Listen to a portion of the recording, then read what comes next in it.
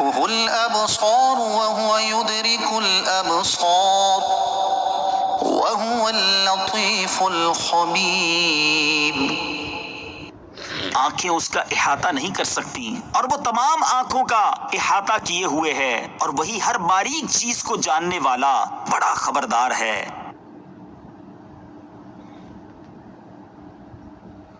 اس آیت کا مفہوم سمجھنا نہایت ضروری ہے، کیونکہ عقائد کے متعلق بہت سے مسائل کا دار و مدار اسی پر ہے۔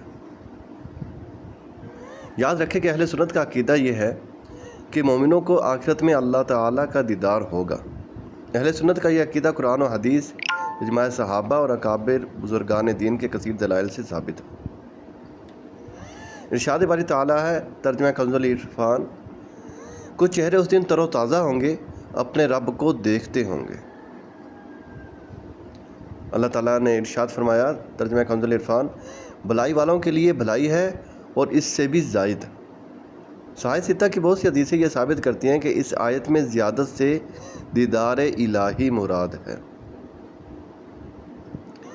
حضرت موسیٰ علیہ السلام نے اللہ تعالیٰ کی بارگاہ میں عرض کی، ربی ارینی انظر الیک، اے میرے رب مجھے اپنا دیدار دکھا کہ میں تجھے دیکھوں۔ اس پر انہیں جواب ملا، لن ترانی، تو مجھے ہرگز نہ دیکھ سکے گا۔ اس آیت مبارکہ میں اللہ تعالیٰ نے یہ نہیں فرمایا کہ میرا دیدار ناممکن ہے، کیونکہ حضرت موسیٰ علیہ السلام عارف باللہ ہیں۔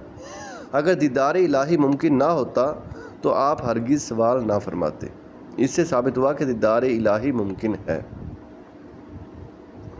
احادیث بھی اس بارے میں باکثرت ہیں، ان میں سے 3 احادیث درج ذیل ہیں۔ مسلم شریف کی حدیث میں ہے کہ جنتیوں کے جنت میں داخل ہونے کے بعد اللہ تعالیٰ فرمائے گا، کیا تم چاہتے ہو کہ تم پر اور زیادہ عنایت کروں؟ وہ عرض کریں گے، یا رب، کیا تو نے ہمارے چہرے سفید نہیں کیے؟ کیا تو نے ہمیں جنت میں داخل نہیں فرمایا؟ کیا تو نے ہمیں دوزخ سے نجات نہیں دی؟ رسول اللہ صلی اللہ تعالیٰ علیہ وآلہ وسلم نے فرمایا، پھر پردہ اٹھا دیا جائے گا تو دیدار الہی انہیں ہر نعمت سے زیادہ پیارا ہوگا۔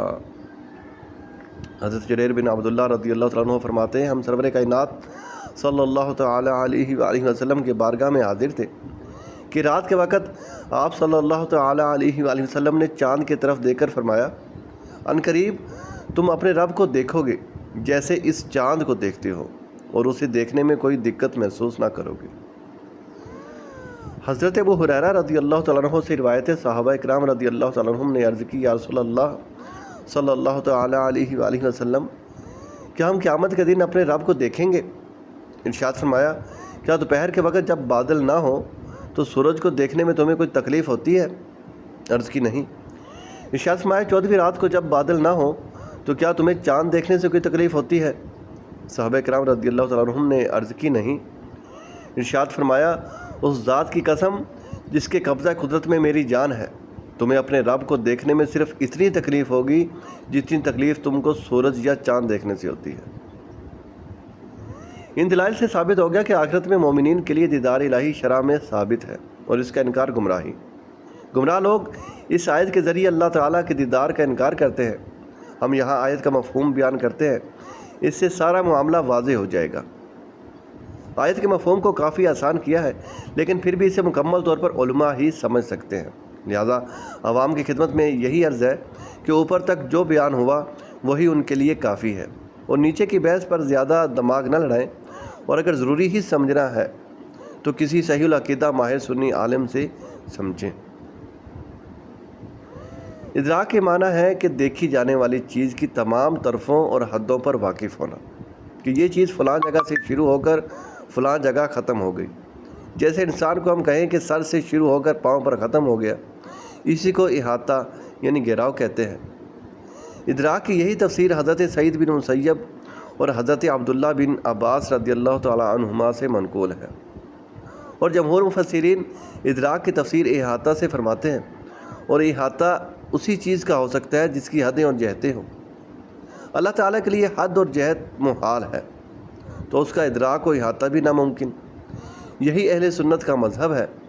خارجی اور معتزلہ وغیرہ گمراہ فرقے ادراک اور رویت میں فرق نہیں کرتے، اس لیے وہ اس گمراہی میں مبتلا ہو گئے کہ انہوں نے دیدار الہی کو محال عقلی قرار دے دیا، حالانکہ اگر یہ کہا جائے کہ اللہ تعالیٰ کو دیکھا نہیں جا سکتا تو اس سے یہ لازم آتا ہے کہ اللہ تعالیٰ کو جانا بھی نہیں جا سکتا، اور جیسے کائنات میں موجود تمام چیزوں کے برخلاف کیفیت و جہت کے بغیر اللہ تعالیٰ کو جانا جا سکتا ہے، ایسے ہی دیکھا بھی جا سکتا ہے، کیونکہ اگر دوسری موجودات بغیر کیفیت و جہت کے دیکھی نہیں جا سکتی تو جانے بھی نہیں جا سکتی۔